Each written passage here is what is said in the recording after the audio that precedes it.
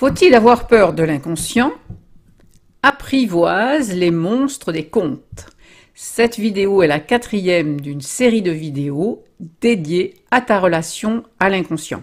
Si tu veux voir les précédentes pour comprendre de manière plus large, eh bien tu as la playlist qui s'affiche au-dessus de ma tête.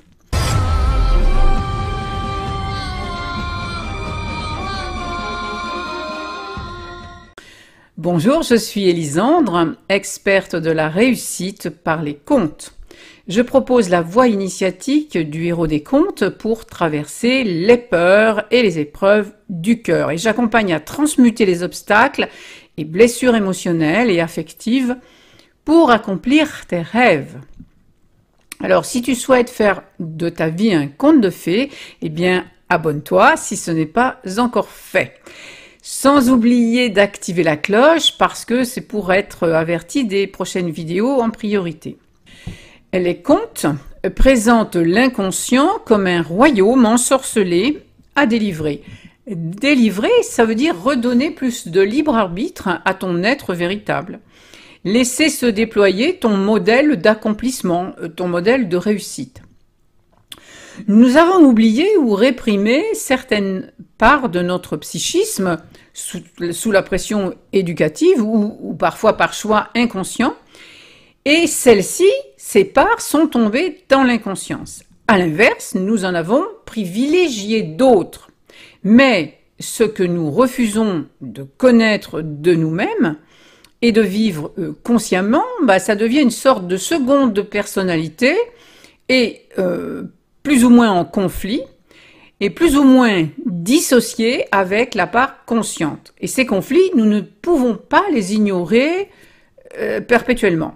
Le fait que ces parts dissociées soient dans l'ombre, eh bien, ça leur donne une forme effrayante, comme tout ce qui se trouve dans le noir.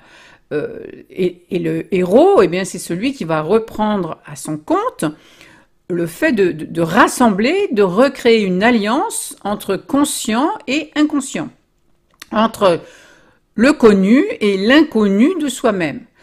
Le héros, c'est un médiateur, un messager du conscient vers l'inconscient et vice-versa. Alors, ce qui est dans l'ombre fait peur. Pourquoi? Parce que on peut pas le cerner, on peut pas définir sa forme et on ne peut pas avoir le contrôle sur cette forme. Et notre ego, du côté conscient, il déteste absolument perdre le contrôle. La nuit, évidemment, tous les chats sont gris dans la pénombre et tout peut prendre des proportions et des formes bizarres qui ne sont pas référencées par notre mental et nos conditionnements.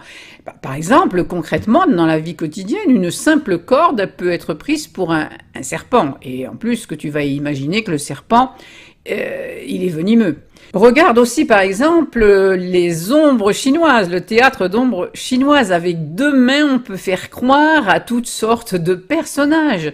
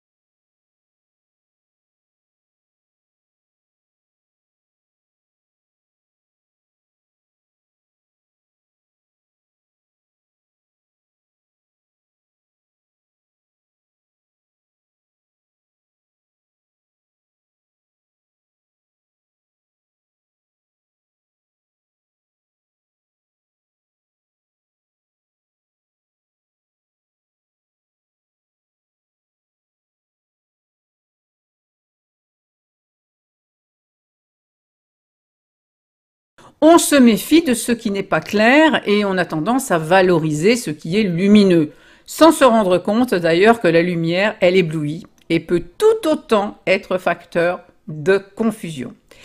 En réalité, on se laisse donc aveugler également par notre conscient. La netteté des images vient en fait d'un dialogue et d'un mouvement entre ombre et lumière. Alors, le héros, lui, il affronte le dragon ou l'ogre ou toute créature de l'ombre. La qualité principale du héros, c'est le courage. Il tient sa force et sa réussite du courage. La force du cœur qu'il déploie pour rencontrer ces créatures de l'ombre. C'est grâce à la force du cœur qu'il va réussir, qu'il va trouver une issue au conflit entre conscient et inconscient. Il va faire une synthèse. Alors, il faut préciser qu'on a tendance à voir et à projeter nos ombres, ces parties donc jugées monstrueuses, sur les autres, jusqu'à ce qu'on s'aperçoive évidemment que cela nous concerne intimement. Bon, voilà. Donc le héros, il va lui regarder en face ces monstres et ce que ces monstres veulent lui montrer. Parce que montrer est le rôle des monstres, sorcières, ogres, géants et autres bêtes dites féroces qui viennent en réalité nous sauver de nos illusions. On appelle bien une explication une démonstration. Eh bien, une démonstration sert à transformer quelque chose qui n'était pas compris, qui était donc obscur. La démonstration sert à clarifier, à faire que l'ombre ne paraisse plus monstrueuse, mais s'inscrive dans une dynamique créatrice.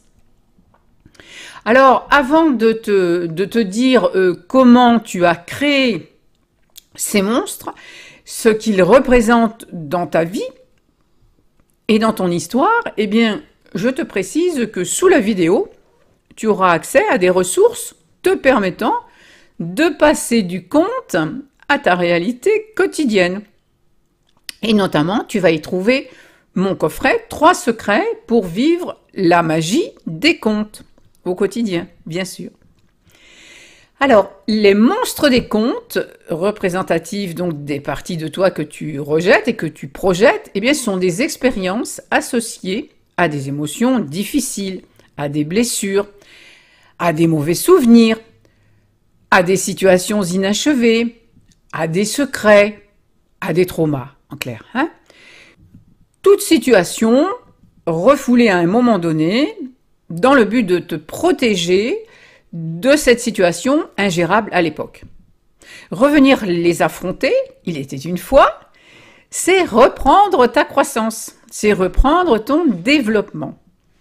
Bon, en ignorant son ombre, eh bien, on s'expose à des déséquilibres psychologiques. Ah, ça, il faut le dire. Des tendances à se sentir stressé, déprimé, tourmenté, angoissé, insatisfait de soi-même, ressentir un sentiment de culpabilité. Et puis aussi, on peut être accro à des dépendances, toutes sortes de dépendances.